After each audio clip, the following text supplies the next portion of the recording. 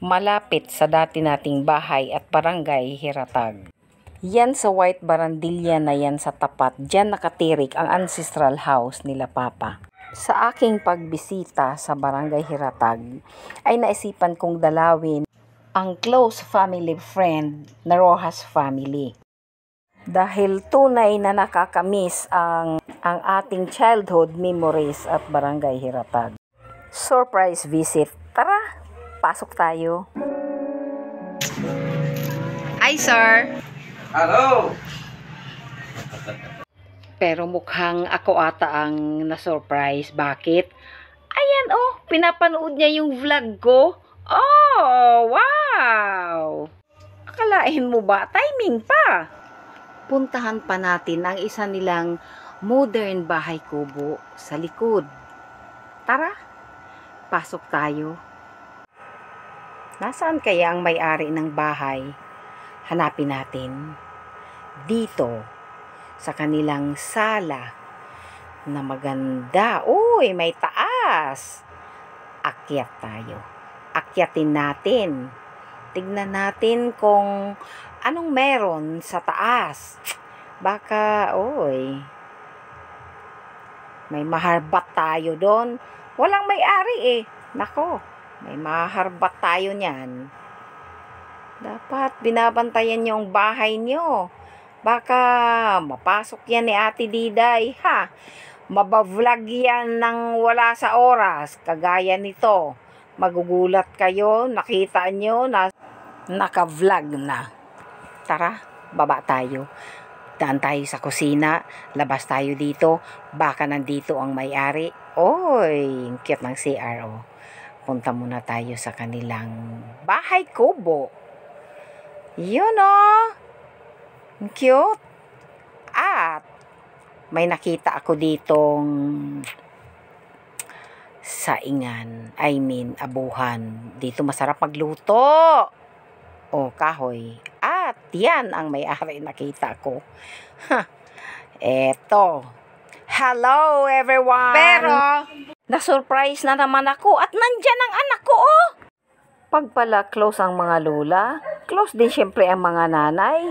Pero ang mga apo, close din kahit hindi pinakilala. Dito muna tayo sa ano. Doon muna tayo sa kanilang lukban. Ay, sa suha. Ay, sa pumiloy. Ayan ah. Manguha tayo. Ayun. Ay, intagan ako ni Ida. Sponsored by etong suha mga guys. Ay, sponsored ni Ida. Oh, diba? Ayan pa. Ayun pa. Dalawa. Ayun pa. Eto pa! Galing kay Itay. Mag-co-teacher si Mama at si Ida, kaya sila ay makinig tayo sa kwento ni Ida. Nang panahong dito pa kami nakatira sa barangay Hiratag. Yung bahay namin dyan sa tapat ng tulay. Eto naman, magkatapat lang yung bahay ni Papa at saka ni Tayboy. Yan, ni Ida. Sila magbabarkada kaya parang isang pamilya na din kami. At nanay na din namin yan. Ngayon, kunik-kunik. Siyempre, close kami ng mga anak niya kasi close yung mga parents namin. Ngayon naman, ang mga anak namin, ayan. Close naman.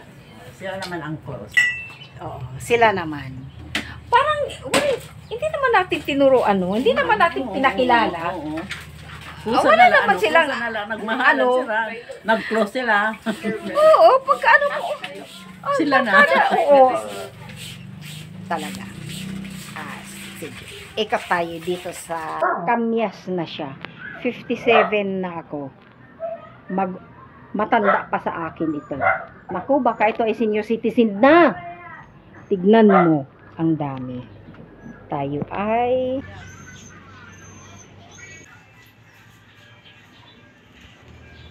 nakada ako.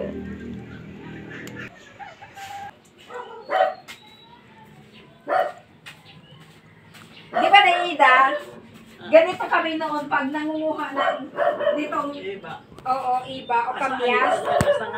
Doon dito namin nilalagay. Pero iba na ngayon kasi noon Basta maliban sa to, maliban. alam nyo ba? Pinupunas lang namin ito dyan, like that. Tapos pinakain na namin na,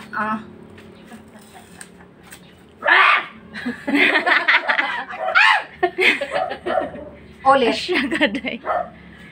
Ulit yun. Kunyari, masarap no. Maganda man ba? Okay na adto. Dapat ko anla. Delicious. Masarap.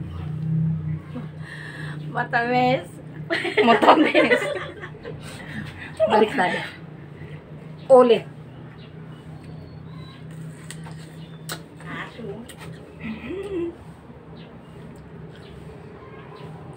At dahil dyan, paksiw natin ito.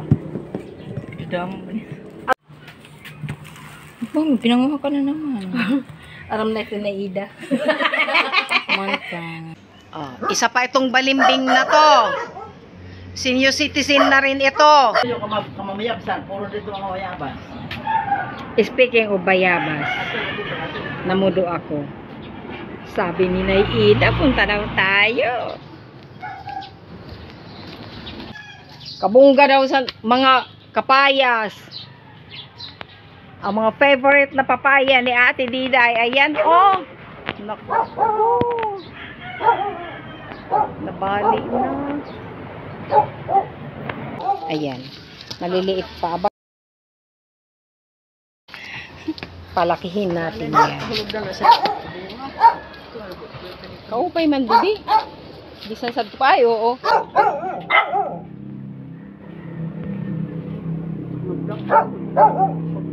Di pa?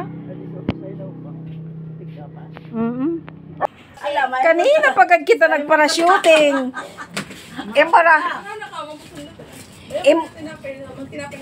Imuda siya sa ipaimod kan itay ha. Oo, yan din na. Naglain na. Imod ko. Tay.